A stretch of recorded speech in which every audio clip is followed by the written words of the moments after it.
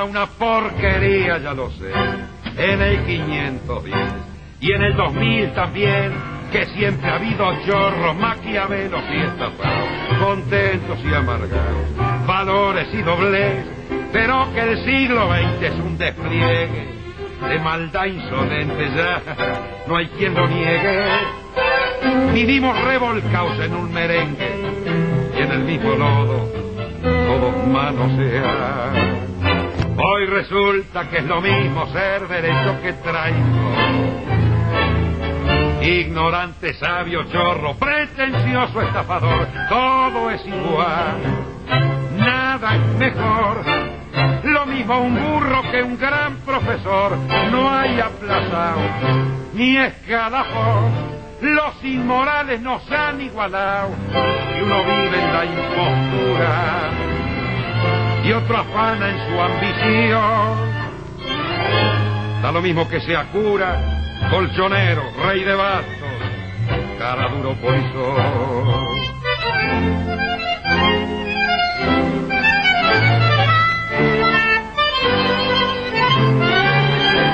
Qué falta de respeto, qué atropello a la razón. Cualquiera es un señor, cualquiera es un ladrón, mezclado con Toscanini, Vescarpasa y Napoleón, Chatazo y Marimón, Carnera y San Martín, igual que en la vidriera irrespetuosa de los cambalaches. Se ha mezclado la vida y herida por un sable sin remaches, ves llorar la Biblia junto a un calefón. Siglo XX, cambalache problemático y febril. El que no llora no mama y el que no afana es un gil. Dale nomás, dale que va, que allá en el horno se vamos a encontrar. No pienses más, hacete a un lado, que a nadie importa si naciste honrado. Si es lo mismo el que labura noche y día como un buey, el que vive de las minas, el que mata, que el que cura, no está fuera de la ley.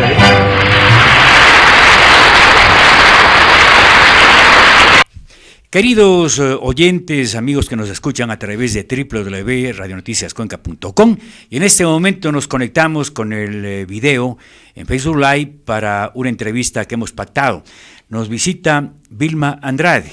No necesita mucha presentación. Vilma Andrade es actualmente asambleísta nacional por Izquierda Democrática, tiene una trayectoria importante, concejal de Quito, 3 oportunidades, a ver, vea que sí estoy al tanto, 3 veces ha sido vicealcaldesa de la capital de la República, fue también diputada por Pichincha anteriormente, y actualmente pues está ya en la campaña.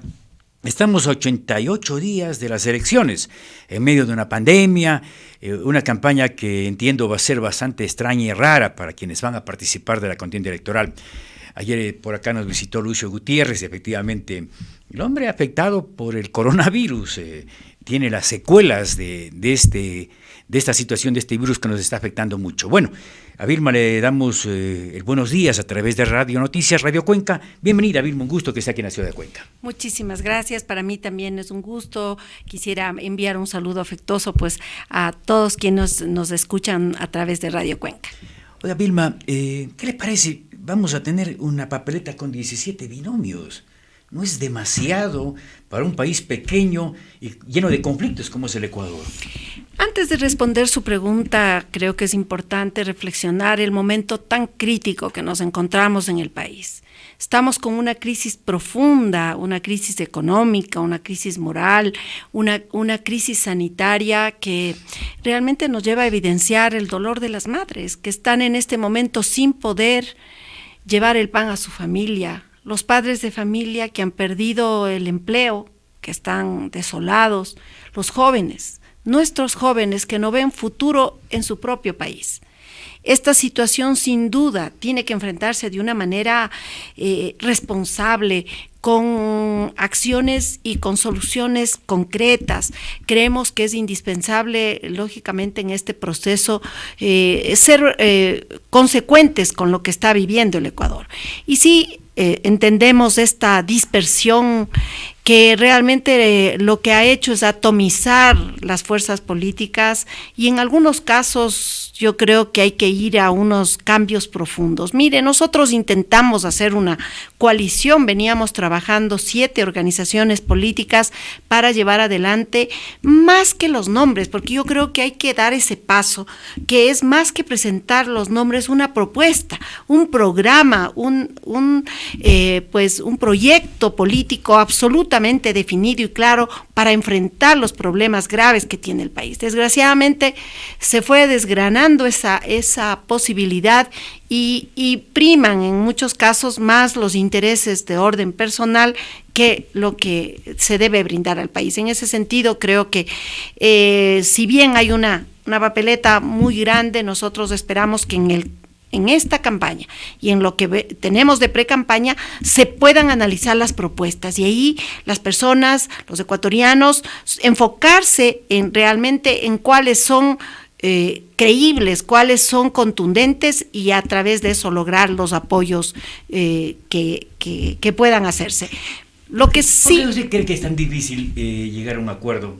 Y claro, le pregunto a usted que está en el Parlamento, donde todavía es más difícil a veces ponerse de acuerdo, cuando yo creo que sí han habido propuestas de unificar criterios, tanto ideológicos y sobre todo para sacar adelante al país que está en una situación muy crítica, de la que daría la impresión muchas personas que están en la política no les importa o demuestran irresponsabilidad a la hora justamente de participar en esta contienda.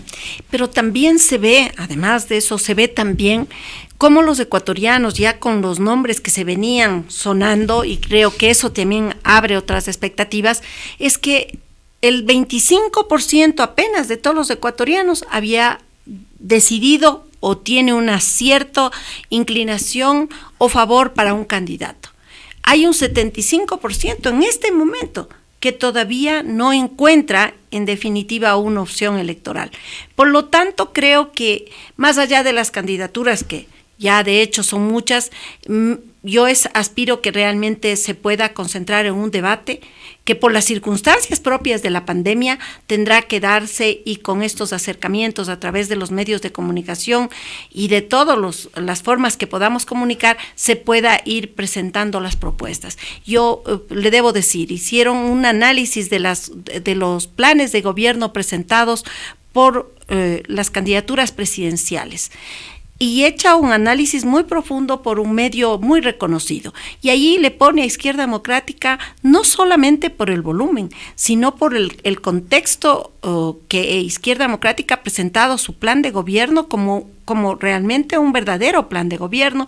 Está articulado a través de las OEDS y también pensando en absolutamente todos los proyectos que deben llevarse a cabo para ejercer un gobierno. Creo que esa responsabilidad que vemos que ha tenido Izquierda Democrática, y hay candidatos, déjeme decirle que han presentado 2 hojas y media, es decir, quizás eso alcanza para una hoja de vida de un bachiller, y que entonces, ¿qué responsabilidad tienen con el país? Creo que estas informaciones harán que quienes revisen realmente los planteamientos, analicen las propuestas. Nosotros esta vez hemos presentado a Javier Hervas como candidato presidencial, un emprendedor que empieza como empiezan los azuayos, siempre desde cero, pero que con esfuerzo, con sacrificio ha logrado ser ahora un agroexportador. Este emprendedor que conoce efectivamente la realidad que vive sobre todo el agro, es el que nos ha dado una visión para presentar ahora mismo propuestas claras enfocadas al agro, enfocadas al sector agropecuario. No podemos seguir manteniendo el sistema de unidades familiares agrícolas totalmente descoordinadas. Creo que hay que ir a la asociatividad, a juntarles a través de un sistema cooperativo ágil que les permita ser más competitivos, que muchas veces esa competencia inclusive desleal que se genera por tratar de vender los productos no lo tengan y lógicamente darle tecnología. Por eso nosotros planteamos claramente que la CNT no puede venderse Es una empresa rentable, le produce $200 millones al país. Esta empresa, más bien, esos 200 millones debe servir para ir ampliando la conectividad, para que en el agro, en el campo, puedan tener internet y puedan acceder a muchos sistemas que de hecho les va a mejorar su producción, su productividad, sistemas de comercialización, pero también para los jóvenes. Nosotros estamos planteando, por eso, es internet gratuito a los jóvenes. Hay cómo hacerlo. Las operadoras celulares entregan también en sus contratos un beneficio al Estado. Sin embargo, a este momento, 300 millones ha ido a parar al hueco del Estado sin que se produzca más bien esta ampliación de cobertura que necesitamos para darle a internet gratuito a los jóvenes. ¿Qué es lo que decimos? Vamos a cumplir ahora con los jóvenes porque ya lo hicimos por los adultos mayores. La Izquierda Democrática entregó precisamente, son beneficiarios los adultos mayores de exención de impuestos para la salida de pasajes, para ingresos a espectáculos públicos, devoluciones del IVA. Hoy vamos con los jóvenes y nuestra propuesta es eso, que los jóvenes no tengan impuestos tampoco en sus pasajes aéreos para que puedan salir al mundo, conocer la realidad y convertirse luego en líderes también de nuestro propio país. Bueno, hay cantidad de temas que se pueden hablar, ¿no? Vamos a tratar de ir complementando su visita aquí en la ciudad de Cuenca. Pero yo le preguntaba hace un rato, hay 17 binomios, hay una gran cantidad de candidatos, muchos más bien han puesto un poco de límite de no hacer ofertas exageradas porque ya la gente ya no come cuento también, ya si le dice vamos a dar 1 millón de empleos o 1 millón de casas, la gente ya no cree. Yo creo que este rato es un momento de cómo lograr que la gente logre trabajar para poder sobrevivir. Es una época tan complicada. Y no puedo dejar de preguntarle, la Izquierda Democrática es un referente histórico en la política del Ecuador.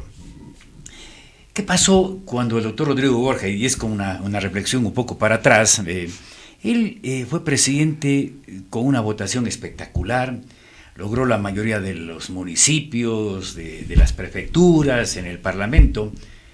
¿Qué piensa usted? ¿Por qué en esa época? Porque ahora es forzado el tema, ¿no? Usted quiere unir esfuerzos, partidos políticos, se habla lamentablemente de los amarres para hacer algo. En esa época Izquierda Democrática tenía prácticamente todo. ¿Cuánto avanzó? ¿Qué quiere usted? De pronto, en esa época Izquierda Democrática pudo haber hecho una gran transformación en beneficio del país. Bueno, y lo hizo, porque efectivamente yo creo que cuando vemos lo que Rodrigo Borja logró consolidar, si bien no tuvo la mayoría en la Asamblea, en el Congreso en ese entonces le faltaron 4 votos y por eso hizo un acuerdo a los diputados demócratas cristianos y también eso inclusive tuvo que entregar espacios de poder. El Ministerio de Economía, recuerdan ustedes, el Ministerio de Producción fue entregado para ese sector. Pero yo creo que la visión, sobre todo, absolutamente clara de saber que el desarrollo empieza desde la base social. Fue transformador, por ejemplo, el seguro campesino. El seguro campesino fue una obra de Rodrigo Borja, de Izquierda Democrática, y ha logrado realmente que haya una mejor atención en ese sector que en ese momento vivía una pobreza enorme y que todavía la sigue teniendo, ¿no es cierto? Pero ahí la construcción de las unidades de salud, las que se dieron, los dispensarios de salud, ha sido en 4 años mayor, inclusive a los 10 años en bonanza del correísmo, igualmente que los hospitales de la seguridad social. Esa creo que es una muy buena referencia, pero además en infraestructura, en el sistema de electrificación rural, se llegó a los sitios más apartados y lógicamente también en la dotación de agua potable y riego en el sector campesino. Hay muchas obras que podríamos señalar como el desayuno infantil, la red comunitaria infantil, es decir, proyectos sociales y con pocos recursos. Recordemos que cuando Rodrigo Borja llega al gobierno, tuvo que prestar al presidente en ese entonces, Carlos Andrés Pérez de Venezuela, recursos para pagar sueldos, porque encontró realmente las arcas fiscales en cero. Entonces, pero luego usted ve que cuando hay honradez, cuando hay honestidad, los recursos rinden y rinden el doble. Esa austeridad que va, porque también, a más de la corrupción, yo creo que hay que ponerle atención al despilfarro. Fue lo que le logró que ahora mismo Rodrigo Borja pueda caminar por las calles del país sin guardaespaldas y recibir el afecto, el cariño de la gente. Esa fuerza con tranquilidad, con la conciencia, porque nada es mejor que tener la conciencia tranquila, ¿no es cierto? Eso es lo mejor. Ahora nosotros hemos cambiado. Ya no somos el partido de masas, somos el partido de causas, el que da el espacio realmente para aquellos sectores del activismo social. Cuando nosotros tenemos en nuestras filas ambientalistas, animalistas, de los grupos minoritarios, de representantes de las fuerzas de mujeres, estamos trabajando por esos derechos y si bien, o sea, no es el partido grande, tiene una estructura nacional y lógicamente aquí en Cuenca, por ejemplo, tenemos como candidato a la Asamblea Nacional igualmente a un joven, a Rodrigo Fajardo, un joven abogado muy preparado que realmente conoce la realidad de la SUAY y está proponiendo cambios, y junto a él Ivonne Quesada, una activista por los derechos de las mujeres, que ha trabajado incansablemente por alcanzar la equidad para las mujeres, y en eso hemos coincidido en ese trabajo, en ese esfuerzo realmente de bajar los niveles de violencia intrafamiliar. Hemos trabajado en esos derechos también desde la Asamblea, y gracias a ese esfuerzo ahora mismo las mujeres presiden el 15% de las listas, y en el 2023 será el 30%, y en el 2025 realmente habrá una verdadera equidad. Inclusive el binomio presidencial será hombre-mujer o mujer-hombre. Creo que espacios como esos de lucha nos califican en este proceso realmente de lograr la igualdad, la equidad en un mundo donde somos en el Ecuador el 51% de las mujeres. Oiga, Vilma, vamos al tema del Parlamento.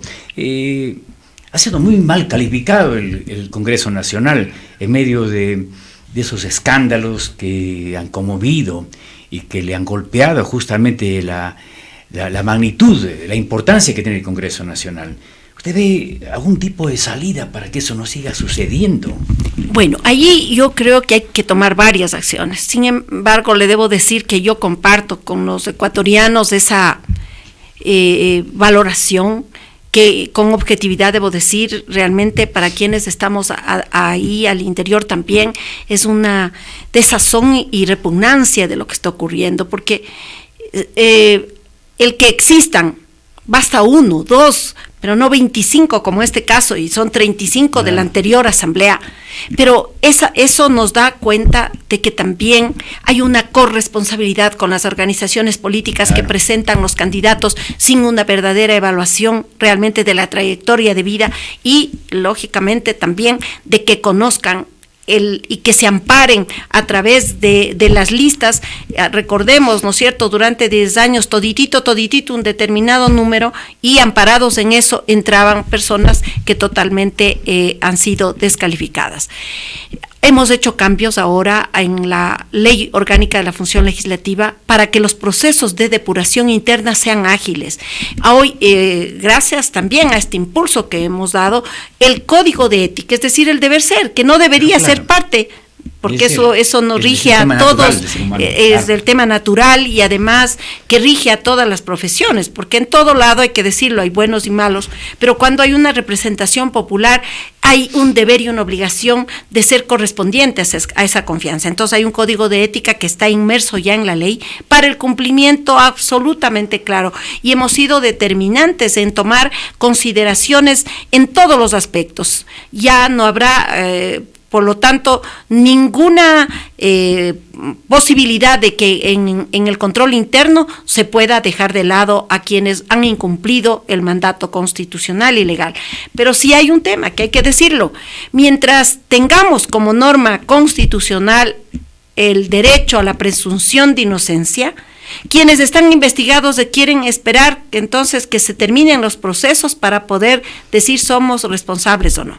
¿Qué es lo que nosotros decimos? Que mientras esas investigaciones se den, dé un paso al costado y permita que otras personas actúen de forma directa. Ahora, También esos, si son delitos contra la administración pública, no deberían actuar de ninguna manera. Por supuesto, claro. Eso es distinto que tengan una investigación, que sé yo, por temas civiles, inclusive puede haber algún conflicto con alguna persona en particular, y en algunos casos inclusive podría señalarse que puede ser hasta una persecución política, pero cuando son totalmente evidentes los actos de corrupción, esto tiene que llevar a tomar determinaciones muy claras. Pero ¿cómo evitar? En este caso, lo que ha pasado, en la que está involucrada María Paula Romo, donde se habla nuevamente de los arreglos a cambio de, y votando por. Entonces, ¿cómo evitar eso? ¿No debería haber un código mucho más exigente para sancionar a quienes están negociando o están buscando espacios en beneficio? Por supuesto, porque, mire, o sea, si los acuerdos se hacen sobre la mesa, que es lo que yo he planteado, que los acuerdos tienen que hacerse a la luz pública, con la presencia de todos los medios de comunicación y de veedurías, donde se diga, bueno, estos son los proyectos que quiere impulsar el gobierno y pongámonos de acuerdo en la asamblea. Pero ¿por qué hay esos espacios realmente por debajo de la mesa? Eso es lo que definitivamente en este momento ha llegado precisamente a que existan conflictos de intereses, chantajes, beneficios. Entonces, mientras tengamos este tipo de actuaciones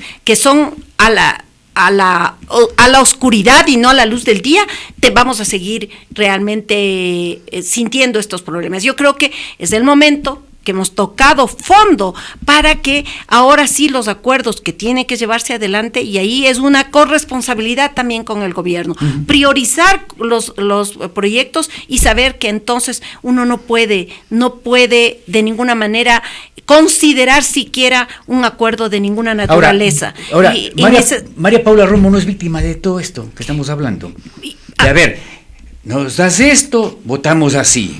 Y de todas maneras también es cómplice porque van de los dos lados para cometer un acto de esa naturaleza. Y creo que nadie en su verdadera ética puede ser presa de chantajes. Ya, claro. Entonces usted tiene la posibilidad de hacerlo público, de demostrar efectivamente a lo que se le quiere llegar. Esas herramientas tienen que ser utilizadas cuando queremos poner freno. Yo le debo decir, como Izquierda Democrática, jamás me he reunido con la ministra del Interior, jamás he hablado con ella. Yo he tenido los proyectos de ley, hemos analizado al interior del partido, nos hemos puesto de acuerdo en la comisión política y le hemos mejorado al proyecto, le hemos dado mucho más fuerza y contundencia para que sirva para los ecuatorianos, y yo he dado mi voto a favor y muchas veces en contra, pero ha sido bajo este análisis de una proyección clara. No han necesitado entonces, no hay un favor ni siquiera de un portero en el gobierno. Entonces, cuando hay unas acciones absolutamente limpias, nos califican realmente en nuestro accionar político, y por eso puedo yo estar con toda la tranquilidad señalando estos temas, porque ha habido un comportamiento, yo diría, como tiene que ser. No espero aplausos por eso, porque es como debe accionar un político, una política dentro de un cuerpo colegiado. Oiga, Vilma, importante. ¿Cuál debería ser el desenlace de ese tema del Congreso? Bueno, ya Mendoza tiene 50 meses de prisión y el resto igualmente se han sometido a esta nueva alternativa de admitir que han cometido el delito. ¿Cuál debería ser ese escenario para que no vuelva a pasar esto? ¿Y qué debería pasar con María Paula Romo? ¿Debería definitivamente ser censurada por parte de la Asamblea? Yo pienso que nadie está liberado de la ley. El que ha incumplido la ley, el que ha incumplido la Constitución, tendrá que ser sancionado. Y voy a pasar a ser juez, justamente porque es la Asamblea la que tendrá que tomar la medida. Por eso no podemos anticipar, que se defienda, que en rigor presente pues sus justificaciones. Lo que sí es lamentable es que este enjuiciamiento está llevado solamente por las acciones de octubre y no realmente por también las denuncias del supuesto reparto. Hubiera sido bueno que se unifiquen, desgraciadamente no permite la norma, pero hay que hacerlo esa revisión a posterior. Y creo que lo importante también es hacer un llamado a la conciencia ciudadana a que denunciemos los actos de corrupción. Y le debo dar una buena noticia y a los azoayos y a los ecuatorianos con mucho realmente alegría de que una propuesta que fue luchada y que fue mi propuesta de campaña, porque ya sabíamos de la corruptela, pues, sino que durante 10 años tenían una fiscalía silenciosa que tapó todo, y tenían 10 años una contraloría que solamente sirvió para el chantaje y que aparecía como que todo estaba normal, y el despilfarro y la corrupción sabíamos por dónde estaba, y nosotros propusimos y hemos logrado, apenas desde el 6 de julio ya fue aprobado, ya está en el registro oficial, la protección total al denunciante. Esto es, que una persona que conoce de un acto de corrupción, porque hay cientos de corruptos, pero hay miles de testigos que no se atreven a denunciar por temor. En este caso podrán hacerlo en la fiscalía, podrán denunciar y tener protección total a su identidad, porque nadie se atreve, porque su nombre va a ser parte del proceso. Hoy no, podrá denunciar, tendrá un código alfanumérico para que se identifique la denuncia, pero no el nombre. Tendrá estabilidad laboral, también protección a su integridad física y a la de su familia si fuera necesario, y además recibe el 20% de recompensa de lo recuperado. Bueno. Esta norma de Izquierda Democrática, que ya es ley, que ya está en el Código Penal, sirve para cualquier condición de cualquier funcionario, y solo para el ejemplo, porque la corrupción es de doble vía. Si un contador de una empresa constructora sabe que se le entregó el $1.000.000 al alcalde, al exprefecto, al concejal, al ministro, a cualquier funcionario, lo denuncia. Como seguramente habrá entregado a nombre de un testaferro y sabe que ese dinero se le entregó al testaferro, la fiscalía investiga, la unidad de lavados de activos. Como no podrá probar la licitud de esos bienes y recursos, esos se recuperan a favor del gobierno, del Estado. 200,000 recibe el denunciante cívico, como nosotros le hemos llamado, pero 800,000 recibe el Estado. Normas como estas somos las que hemos trabajado incansablemente en la Asamblea. Usted propuso en el 2017 ya gobiernos de honestos, creo que se llamaba, sí, ¿no? También se aprobó, también aprobamos. ¿En qué quedó eso? Y de pronto, ¿cómo ir empatando con la ley de extinción de dominio, que también es otra lucha en la Asamblea Nacional? Sí, sin duda, las propuestas yo las he llevado a cabo. Nosotros dijimos, si queremos luchar contra la corrupción, que existe el periodismo de investigación y chao Supercom. Y luchamos hasta que la Superintendencia de Comunicaciones, que fue realmente la espada de Damocles para los periodistas y para el periodismo en general, todos vivieron eso, ¿no es cierto? Entonces eso lo desaparecimos. Gobierno de honestos. Esto quiere decir que ningún funcionario corrupto pueda volver a ser funcionario de gobierno, pero también lo dijimos, de que no puede ser aportante de campaña, no puede ser dirigente político, porque se mutan nomás y reaparecen como que nada ha pasado en este país. Entonces también eso se aprobó, y lógicamente también aprobamos el comiso sin sentencia, que ya es una norma que deben aplicar los jueces, que es decir, cuando hay un proceso de indagación en el que ya se está asumiendo ciertas acciones delictivas, pueda tomarse esos recursos y retener como un comiso efectivamente. Ahora, la extinción de dominio es uno adicional que hay que aprobarle, que lógicamente ahora... ¿Que se va a aprobar o sale o no sale en este periodo? Yo creería que sí. Algunos están poniendo el freno ahí, ¿no? Puede ser que existan esos intereses, pero yo creo que hay una presión ciudadana y hay una presión también de asambleístas como de Izquierda Democrática, que estamos presionando efectivamente para que esa norma salga. Lo que sí tiene que salir, y en eso estamos de acuerdo, ninguna ley puede ser inconstitucional, entonces que existan todos los pasos que se deban dar. Nosotros hemos aportado a esa ley, se están en este momento incluyendo las observaciones, ya tendrá que pasar al segundo debate y ojalá ser discutida y aprobada, pero yo digo, ni esa ley será suficiente mientras no tengamos realmente la decisión de desenmascarar a los corruptos, porque caen presos del chantaje precisamente, y usted escucha cuánta gente dice, pero es que ¿qué más me tocaba? Porque si no, no me dejan trabajar. ¿Qué más me tocaba? Porque si no, no recibo el contrato. O otros que inclusive de una manera desenfadada dicen, no importa, pues que roben, porque todos roban, pero hicieron obra. Yo creo que hemos llegado a topar ese fondo realmente que ojalá, ahora siento yo que la gente está indignada y la gente está planteando. Mire, Vilma, lo que pasó ayer en el Perú con Vizcarra, ¿no? El Congreso, en su mayoría, casi el 80% de los votos, le destituyeron por corrupto al presidente de Perú. Entonces la gente también quiere ver eso acá en el Ecuador. Por eso es que es importante que el Congreso se fortalezca justamente para ello. Por supuesto, y eso es la decisión de los ecuatorianos en esta nueva asamblea, porque no pueden y no deben decir, no me interesa la asamblea, que se cierre la asamblea. No, es parte del sistema democrático y más bien es saber escoger, saber determinar que con su voto está decidiendo por el futuro de su familia. La gente dice, no me importa los políticos. No, tiene que importarles, porque hay políticas que de hecho, como las que les he señalado o como las que he logrado de apoyo a través del emprendimiento.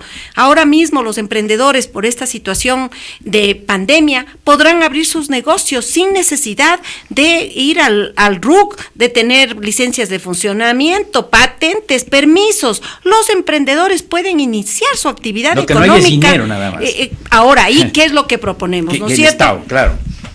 ¿Qué es lo que proponemos? Porque, por favor, no puede ser que en este país, en este momento, este gobierno intente vender el Banco del Pacífico y sobre todo, inclusive, intentó poner a buen resguardo la información declarándole reservada por 15 años, cuando solo en esa condición pueden estar los temas de seguridad del Estado y no de un banco. No un banco, además, que es patrimonio de los ecuatorianos. El Banco del Pacífico tiene 6.000 millones de patrimonio y le entrega al Estado 100 millones de utilidad.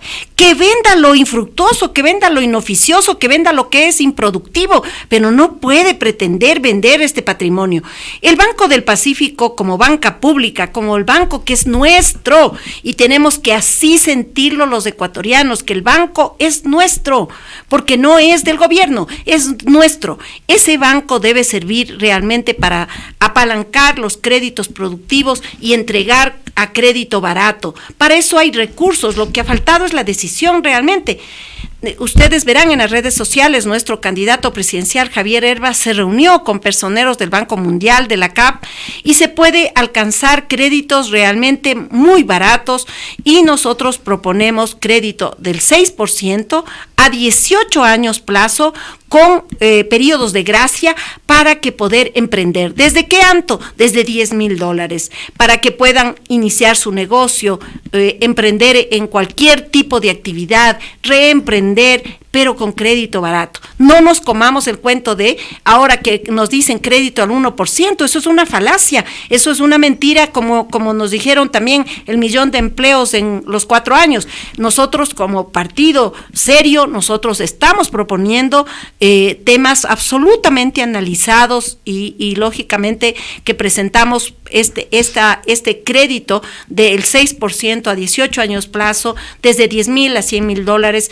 Esto va a ayudar a que se dinamice la economía. Si no hay liquidez, si no hay crédito, no puedes emprender. Si peor ahora que cada día se terminan los negocios, la pandemia ha liquidado empleo y hay que activarle realmente a través de otras posibilidades. Usted había comentado sobre el tema de las reformas laborales. ¿Está de acuerdo con esos cambios? Porque también es un tema interesante cuando uno escucha al empresario o al pequeño empresario, cualquiera, y le escucha a un chico, por ejemplo, que es estudiante, quiere trabajar, pero no puede trabajar todas las 8 horas, quiere trabajar 2, 3, 4 horas, para evitar pedir a sus padres, por ejemplo. ¿No se vuelve importante una reforma laboral que no agreda tampoco el derecho que tiene el trabajador? Por supuesto, mire que esta propuesta tenía que haber llegado en junio del 2018, es decir, ya estamos 2 años, que el gobierno ofreció llegar con esas reformas laborales y no lo ha hecho.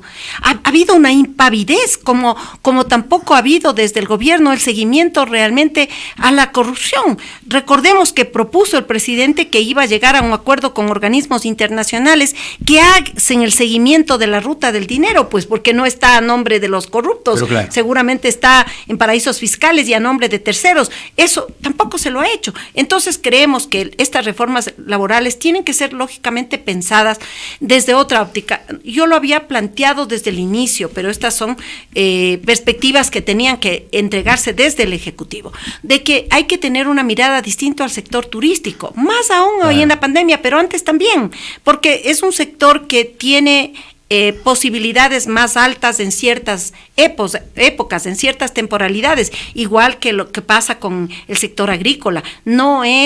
Son estacionarios, son en un segmento y por temporalidad que necesitan una mayor cantidad de mano de obra. Eso hay que abrirse realmente a ese tipo de contratación que lógicamente no precarice, por supuesto. ¿Cuánto ha tratado eso la Asamblea Nacional? Y le pregunto porque hay varias empresas públicas igual que tienen problemas muy serios a la hora de intentar reducir tal vez el número de trabajadores porque resulta demasiado alto el gasto corriente.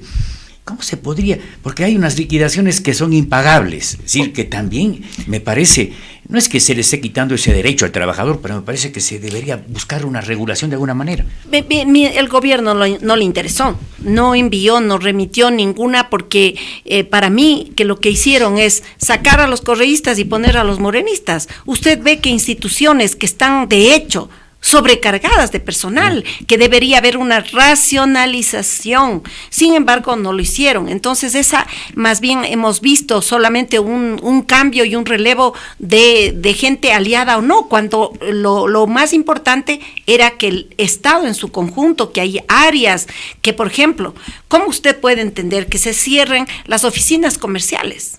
Es decir, aquellas en el mundo que cumplen una acción relevante para aperturar mercados, para poder vender nuestros productos agrícolas y productos en general de nuestro país, prácticamente ahora no tienen los contactos. ¿Cómo se puede entender que para disminuir el gasto cierren esas oficinas comerciales y sigan apalancados realmente en otras acciones con muchísimos recursos? Nosotros le habíamos planteado al presidente de la República el que existe el Acuerdo Nacional por el Empleo, para tratar de sostener efectivamente aquellas instituciones donde existen los empleados públicos que cumplen su tarea, que hacen un rol relevante, que son buenos funcionarios y que puedan mantener el empleo haciendo un acuerdo general para una racionalización absolutamente clara. Pero bueno, hemos visto desgraciadamente que al gobierno le ha faltado en eso decisión, pero más que decisión, tampoco iniciativas justamente para ir a un proceso de esta naturaleza. Le hago una última pregunta porque entiendo que tiene su agenda copada el día de hoy. Preocupa, y le voy a hablar en lo que está pasando en la ciudad de Cuenca. Hay una presencia y que no se tome como que estamos en contra de los hermanos que llegan de otros países. Pero, por ejemplo, hay un desplazamiento del trabajador ecuatoriano con respecto a la presencia de gente que viene de Colombia, viene de Perú y sobre todo de Venezuela. Algo se podría hacer, porque como decía mi mamá, primero cómenos de la casa, pues, y después veamos qué es lo que pasa, y así mismo me parece que debe ser. No estamos pecando como país, como Estado, en dar demasiada apertura, y que no se tome como una postura xenofóbica y nada por el estilo, pero me parece que aquí hay un desempleo macabro, no hay otra palabra, que está generando, por supuesto, un malestar porque la gente está desocupada y tiene que ver qué hacer. Entonces, muchos, y allí sí también hay que decir, muchas personas, muchos empresarios, por abaratar costos, le prefieren dar por la mitad del salario a una persona que viene acá, y eso está causando mucho malestar. ¿Qué se podría hacer al respecto? Usted sabiamente, con el ejemplo que puso, ¿no es cierto?, de que hay que dar primero el alimento a los de la casa, es justamente quién puede realmente realizar un control efectivo, es desde el gobierno y a través de las diferentes instancias. Si el Ministerio de Trabajo se habilita y ve efectivamente que las condiciones sean iguales y que no exista tampoco este bypass, ¿no es cierto?, para poder contratar a personas que vienen de otros países a menor costo y de esa manera poner en riesgo también la estabilidad de los trabajadores ecuatorianos. Hace falta control, es nada más el control, porque nosotros sí creemos que lógicamente ya vivimos que los ecuatorianos en el año 2000 migraron en cantidades fuera y solamente a España fueron más de 500,000 ecuatorianos y tenemos una gran migración, la nuestra que es muy activa y todo lo demás, y muy trabajadora y que nos permitió inclusive sobrevivir como país. Sin embargo, esa apertura tiene que darse, pero tiene que ser absolutamente clara, que no sea el menoscabo realmente también al propio derecho de un extranjero a trabajar aquí, pero que en condiciones como se les está haciendo. Sabemos, es un secreto a voces, que es a menor costo para efectivamente dejar de lado a los compatriotas. Por lo tanto, ahí es el control. Es el control. ¿Quién hace las veces de la mamá que reparte a quienes corresponda? Es el Estado, es el Ministerio de Trabajo, el que debería garantizar que los derechos, sobre todo de los ecuatorianos, como también de los extranjeros, no se vea vulnerado frente a una contratación que sin duda se ve claramente que no es cumpliendo lo que manda la ley, el sueldo básico, ni tampoco las afiliaciones, ni los derechos. Y vemos con preocupación lo que está pasando y en ese punto con la seguridad social.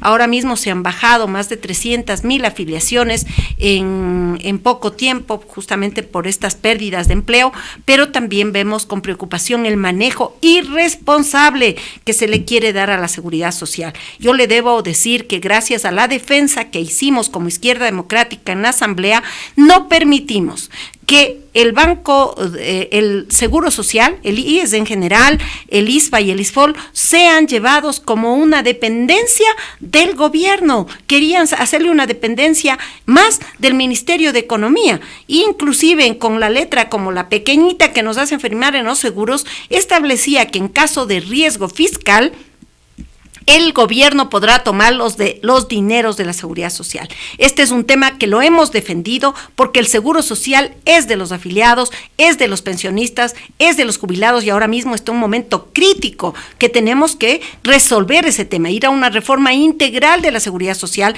para que exista sostenibilidad, para que exista una administración técnica, que existe el delegado, la representación de los jubilados y de los afiliados. Hoy el gobierno hace y deshace de la seguridad social. Pero el primer paso es sacarle de manos del gobierno al Seguro Social. Por supuesto. ¿Qué es lo que ocurre ahora? En esta ley establece el representante del Ejecutivo. Claro que el Ejecutivo es un gran empleador, ahí están los médicos, está el sector salud, educación, todas las Fuerzas Armadas, policía, todo eso asegura el Estado y por eso tiene un delegado. Pero ¿cómo puede ser que no existe el delegado de los jubilados, el delegado de los afiliados, el delegado de los empresarios? Por supuesto. No están los dueños son los que tienen que manejar, pues. Exactamente, entonces nosotros queremos, y eso también es nuestra responsabilidad, plantear una reforma integral. Si es factible esa recuperación, decirle, señores del Estado, hasta aquí nomás, ustedes tienen un delegado que ve desde el Estado, punto. Es factible cuando nosotros pongamos en la ley que no han querido tratarla, esto es una ley integral que requiere realmente la capacidad de actuarios, de técnicos en seguridad social, hay cómo hacerlo, porque ahora lo que tenemos es efectivamente que más de 18,000 millones de dólares están invertidos en bonos del Estado, que sí se están pagando, he pedido toda la información. Patrimonio, la garantía del IES. Exactamente, pero ¿dónde está este dinero? Nadie sabe. ¿Ustedes han averiguado sobre el tema? Sí, he pedido toda la información, justamente antes de ayer me ha llegado toda la información del IES, porque ahí nos importa qué están haciendo con las inversiones, pero también con las desinversiones. Ahí tenemos clave qué es lo que está ocurriendo con nuestro dinero. Ahí vemos, por ejemplo, que 4,500 millones de dólares están en este momento inoficiosos en el Banco Central.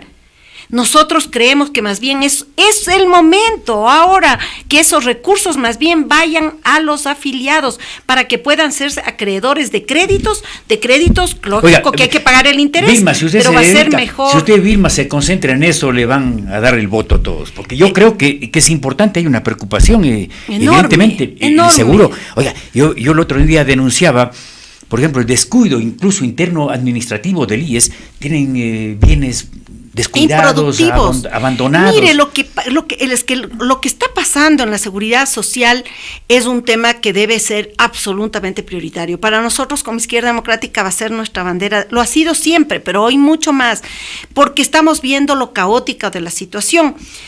Usted ve la compra de medicinas, ahora se ha hecho que cada hospital es el que administra la compra de fármacos y también la administración de la contratación. Entonces, fíjese lo que es, nosotros sabemos, ¿no es cierto?, como madres de familia, padres responsables, que cuando vamos a comprar, ojalá vamos a comprar a los hijos los 3 pares de zapatos porque nos dan un descuento, pues, ¿no es cierto?, y no uno. Ellos están haciendo a la inversa, comprando cada dispensario, haciéndose la plata, corruptos. Mire, nosotros decimos que ahora se haga un acuerdo con las farmacias, con las cadenas de farmacias, y usted pueda retirar sus medicamentos, y además va a tener los medicamentos, que ahora ni siquiera hay la existencia, y hay un control a través de la tecnología. La tecnología nos puede ayudar. Es que en la compra en volumen está la corrupción. Está la corrupción, y peor ahora que han hecho compritas cada hospital. Y nos enteramos 4,5 millones en medicina caducada. Claro. Usted ahí se olvida de tener gente que cuide en los archivos, en el cuidado de los medicamentos. Se olvida de tener estos temas de caducidad, pero también de la corrupción. Claro. Y creemos que tiene que haber transparencia, y los afiliados debemos saber qué están gastando nuestro dinero. Claro. Fíjese, los hospitales que construyeron en la época correísta costaron 500% más que lo que costó el hospital de la Junta de Beneficencia o de Solca. Ni en Dubái vale eso. Entonces, exactamente, 500%. Y ahí, a decirles a nuestros oyentes, 500% quiere decir que por la construcción de un hospital podían haber hecho 5 hospitales. Así es. La plata de la seguridad social está mal administrada, y por eso nosotros planteamos efectivamente que, por ejemplo, los recursos de estos inoficiosos que están ahora de 4.500 millones se entregue en calidad de crédito a los afiliados. Los afiliados son los que más pagan, y ahí tendríamos ya cómo mover la economía. Eso por ahora está ahí. O sea, hay muchas acciones que sin duda tenemos que trabajar por los afiliados, por los jubilados, la atención médica. Defendemos a la seguridad social como institución, no como el mal servicio que dan, no como el maltrato que reciben los afiliados y los jubilados, sino como institución. Creo que hay que fortalecerle. Lo que pasó en Chile, mire, no podemos ir, y esa es la preocupación, que aparentemente el Fondo Monetario Internacional habría condicionado la privatización del IES. Eso tenemos que defender, claro. Tampoco es bueno. Ya le pasó a Chile.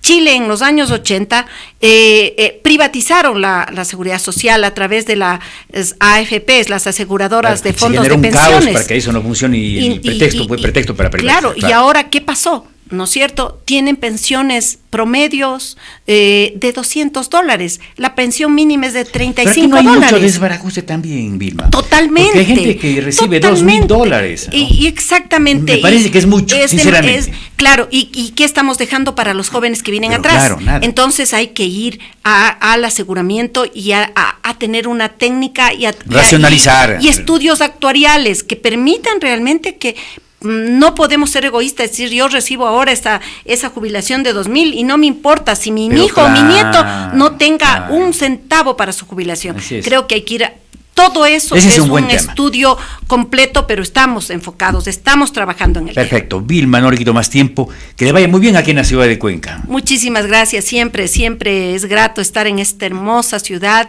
que de paso es, yo creo que el referente de lo que deben ser los ecuatorianos. Gente emprendedora, gente trabajadora, gente honrada, que da ejemplo a todo el país. Perfecto. Muchas gracias. Vilma Andrade, asambleísta nacional por Izquierda Democrática, candidata también a la reelección. Vamos con una pausa que regresamos.